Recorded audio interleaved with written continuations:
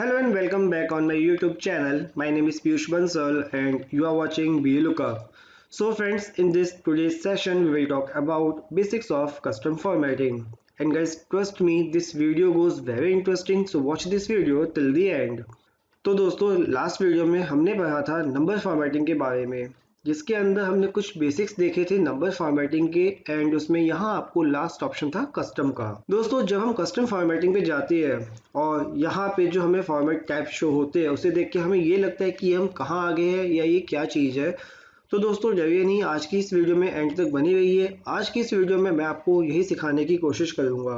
तो दोस्तों, अगर आपने अभी तक मेरे चैनल को सब्सक्राइब नहीं किया है तो सब्सक्राइब करके बेल आइकन दबा लें, ताकि आने वाले वीडियोस की जितनी भी अपडेट है वो आपको टाइम पे मिलती रहेगी। तो दोस्तों, फॉर्मेटिंग का मतलब होता है changing the appearance of your data.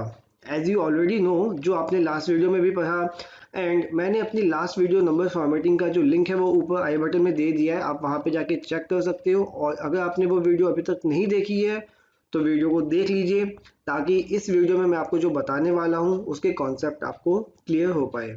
तो हाँ दोस्तों, हम बात कर रहे थे फॉर्मेटिंग की। दोस्तों, फॉर्मेटिंग का मतलब होता है changing the appearance of your data, and custom formatting का मतलब होता है changing the appearance of your data as per your requirement. Also, this is a great way to save your time and make your worksheet more consistent and professional. तो दोस्तों, अब question ये आता है कि where you can use these custom number formats. Guys, there are many areas in Excel where Excel support number formats. You can use them in tables, charts, pivot tables, formulas, and directly on worksheet. And अब आप custom formatting के code कहाँ लिख सकते हैं ये मैं आपको बता देता हूँ जल्दी से।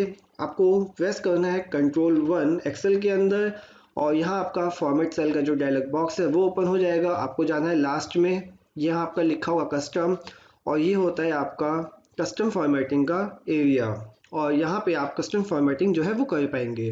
तो दोस्तों, इसके बारे में मैं थोड़ा सा आपको बता देता हूँ। यहाँ पे आपको तीन चीज़ें दिखाई देंगी। यहाँ पे आपको कुछ बाय डिफ़ॉल्ट कोड दिखाई देंगे, यहाँ आपको टाइप दिखाई देगा, एंड यहाँ पे आपको सैंपल दिखाई देगा।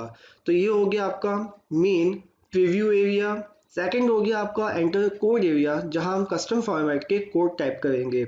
और नीचे जो थर्ड वन है वो हो गया आपका कोड सैंपल, जहाँ आपको कुछ बाय डिफ़ॉल्ट कोड फॉर्मेट्स आपको दिखाई देंगे, जैसे कि आप यहाँ पे देख पा रहे हो। अब दोस्तों, नंबर फॉर्मेटिंग के अंदर कुछ कैरेक्टर्स ऐसे होते हैं जो आपको नॉर्मली दिखाई देते हैं और जिसमें आपको फॉर्मेटिंग की कोई नीड नहीं होती है, जैसा कि आप मेरी एक्सेल स्क्रीन पे देख पा रहे हो, जिसे हम डिस्प्ले नेटिवली करेक्टर्स भी कहते हैं। So guys, these are the characters which do not required any special handlings. तो ये हो गए आपके डिस्प्ले नेगेटिवली करेक्टर्स। तो यहाँ पे आप देख सकते हो, और इसको आप अगर चाहो तो इसको आप नोट डाउन भी कर सकते हो। अब दोस्तों, एक्सेल में कुछ कैरेक्टर्स ऐसे होते हैं जो कस्टम फॉर्मेटिंग में सही से काम नहीं करते without being escaped character. Escaped character आपका कौन सा होता है वो मैं आपको बताऊंगा बाद में। तो जैसे कि आपके तीन कैरेक्टर्स होते हैं, यहाँ पे आप देख सकते हो। पहला है आपका एस्ट्रिक, देन है आपका हैश, और थर्ड वन है आपका percentage, as you can see on my screen. तो दोस्तों, एग्जाम्पल के लिए यहाँ पे मैंने तीन वैल्यूज ली हुई है। यहाँ पे आप देख सकते हो मैंने 100, 200 और 300, जिसमें एक वैल्यू के साथ मुझे स्टार, सेकंड वैल्यू के साथ मुझे हैश, और थर्ड वैल्यू के साथ मुझे परसेंटेज यूज़ करना है। और मुझे ये तीनों कैरेक्टर वैल्यू से पहले यूज़ करने हैं। तो यहाँ पे मैं थोड़ा स्क्रीन को जूम कर देता हूँ ताकि आपको सही से दिखाई दे। तो यहाँ पे मेरे पास तीन कैरेक्टर्स हैं। तो आइए देखते हैं कैसे डिस्प्ले कर सकते हैं इन तीनों कैरेक्टर्स को। दोस्तों, यहाँ पे मेरे पास वैल्यूज है 100, 200, 300, और कैरेक्टर्स मुझे ये इंसर्ट करवाने हैं वैल्यू से पहले। तो दोस्तों, अगर मैं इन वैल्यूज़ को फॉर्मेट नहीं करता हूँ तो ये मुझे कैसे दिखाई देंगे। मुझे लिखना है यहाँ पे स्टार 100, मैंने किया एंटर, ये एकदम सही आया। मैंने किया हैश 100 या 200 सॉरी, ये भी आपका जो है एकदम करेक्ट आएगा।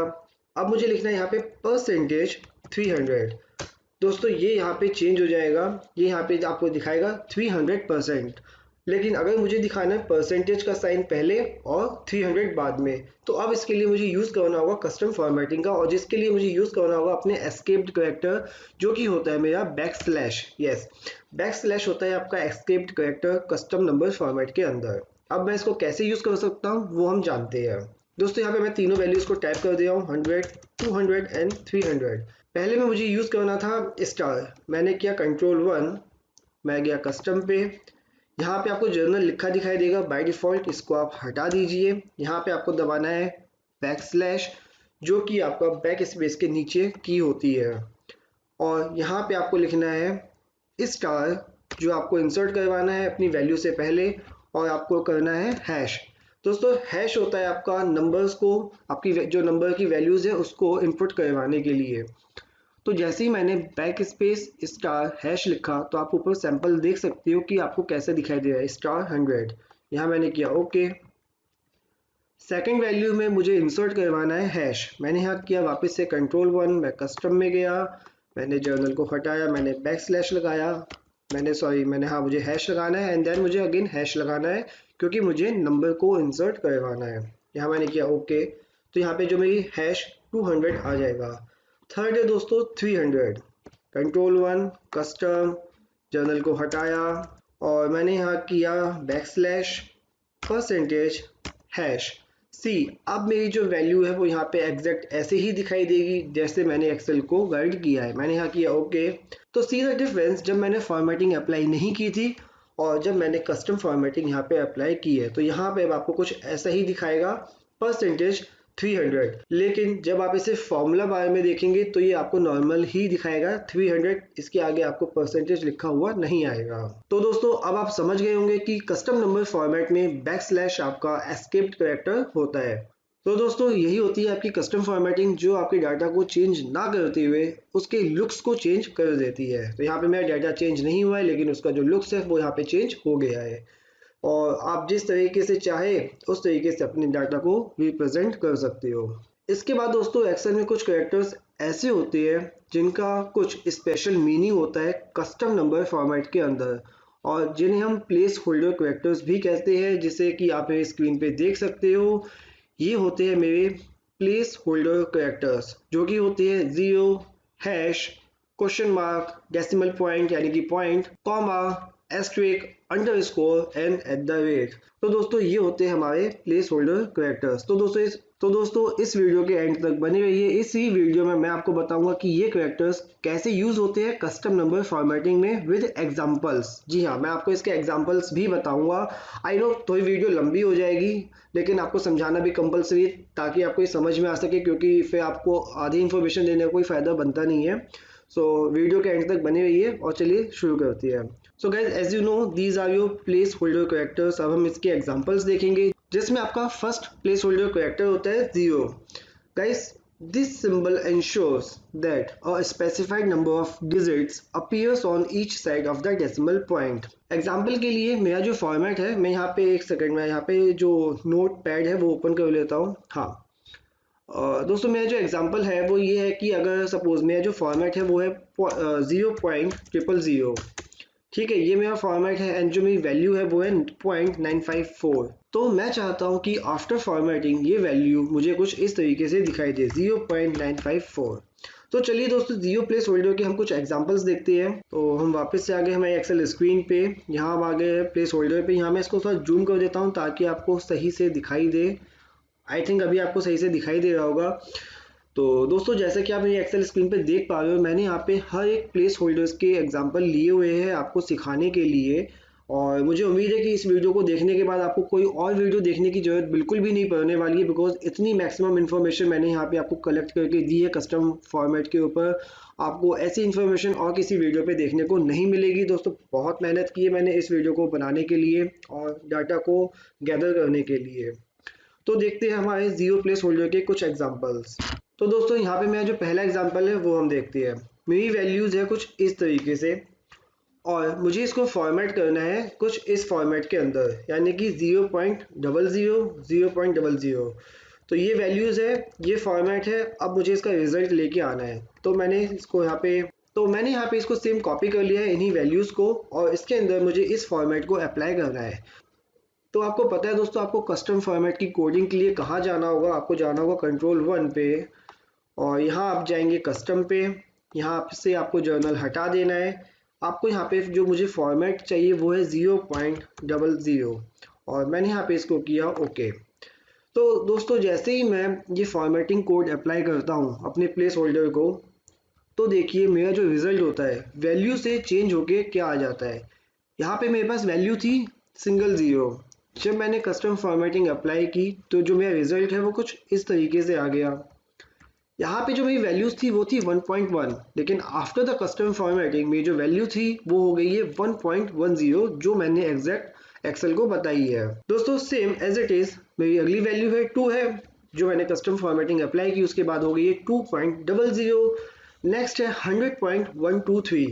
यहाँ पे दोस्तों आपको जो वैल्यू है वो दिखाई देगी 100.12, क्योंकि यहाँ पे मैंने 2 डेसिमल डिजिट तक ही वैल्यूज को प्लेस करवाया है, तो यहाँ पे जो मेरी वैल्यूज है वो 2 डिजिट तक ही आएगी। दोस्तों नेक्स्ट है 0.188, तो यहाँ पे आपको दिखाएगा 0.19। दोस्तों इन दोनों में डिफरेंस क्या है, यहाँ पे इसने लिखा 123 थी तो यहाँ पे हो गया था 12, लेकिन यहाँ पे 188 था तो यहाँ पे हो गया 19। क्यों? दोस्तों आपको पता होगा, आपने स्कूल में भी पढ़ा होगा, अगर आपकी वैल्यू 5 या 5 से ज़्यादा होती है तो उसके पीछे वाली एक वैल्यू जो है वो ऑटोमेटिकली चेंज हो जाती है, यानी कि वो इंक्रीज हो जाती है। तो यहाँ पे मेरी जो वैल्यू थी लास्ट की वो थी 3 और उससे पहले थी 2, लेकिन यहाँ पे मेरी जो वैल्यूज थी वो थी 5 और 5 से ज़्यादा। मेरी जो लास्ट वैल्यू थी वो 5 से ज़्यादा थी, तो यहाँ पे इसने क्या किया, यहाँ पे उसने एक नंबर जो मेरी सेकंड प्लेस होल्डर था उसको इंक्रीज कर दिया बाय 1, तो यहाँ पे जो वैल्यू है वो हो गई है 0.19। तो ये पहला एग्जांपल था जीरो प्लेस होल्डर का। नेक्स्ट एग्जांपल हम देखते हैं। यहाँ ये मेरी वैल्यूज़ है, मैंने सारी वैल्यूज़ जो है वो पॉइंट में ली है और मुझे इन फॉर्मेट में चाहिए। पहला फॉर्मेट होना चाहिए ज़ीरो का, then double, then triple, then 4 times and then 5 times zero. तो मैं इन वैल्यूज़ को कॉपी कर लेता हूँ सेम एज इट इज़। अब दोस्तों मैं पहली कोडिंग अप्लाई करता हूँ सिंगल ज़ीरो की। मैंने यहाँ किया Ctrl+1, मैं यहाँ गया कस्टम के ऊपर, मैं यहाँ गया जर्नल पे, मैंने यहाँ सिर्फ टाइप किया ज़ीरो। और यहाँ पे आपको सैंपल देखने को मिलेगा कि क्योंकि मैंने यहाँ पे सिंगल ज़ीरो अप्लाई किया है तो यहाँ पे आपकी जो वैल्यू है वो 11 हो जाएगी, यानी कि कंप्लीट वो राउंड फिगर में आपको दिखाई देगा। सेकंड, जब मैं सेकंड डबल ज़ीरो अप्लाई करता हूँ तो क्या होगा वो हम देखते हैं। मैं यहाँ गया कस्टम के ऊपर, मैंने यहाँ किया डबल ज़ीरो, ओके, तब भी आपकी जो वैल्यू है वो 11 दिखाई देगा, क्योंकि ये अभी फर्स्ट 2 डिजिट तक आया है। नेक्स्ट हम चलते हैं थर्ड वैल्यू के ऊपर, जो कि है 000। तो यहाँ मैंने किया 000। अब आप देखो दोस्तों, यहाँ सैंपल में जब मैंने 3 बार ज़ीरो टाइप किया तो क्या हुआ कि 11 से पहले यहाँ पे जीरो अप्लाई हो गया है। इसने उस वैल्यू को राउंड फिगर में किया और उससे पहले एक ज़ीरो इनपुट कर दिया, क्योंकि यहाँ पे मैंने 3 डिजिट लिए ज़ीरो की। यहाँ मैंने किया ओके। नेक्स्ट हम देखते हैं दोस्तों, कस्टम में गए, यहाँ पे हमने 4 टाइम्स ज़ीरो अप्लाई किया तो यहाँ पे मेरे डबल ज़ीरोस ऐड हो जाएंगे। Same as it is next में होगा, यहाँ पे मेरे 3 जीरो अप्लाई हो जाएंगे और 2 डिजिट होगी जो कि 11 होगी। यहाँ पे मैंने 3 4 1 5 और यहाँ मैंने इसको किया ओके।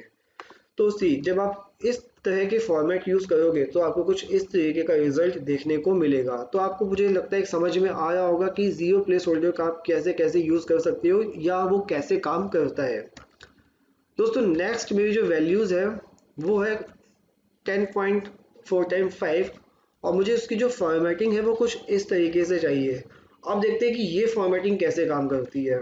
यहाँ पे मैंने इसको हटाया, सॉरी मुझे हटाया क्यों, मैंने इसको यहाँ पे कॉपी पेस्ट किया और मैं पहले सेल पे गया, यहाँ मैंने किया Ctrl+1, मैं कस्टम पे गया, मैंने यहाँ पे टाइप किया 0.0।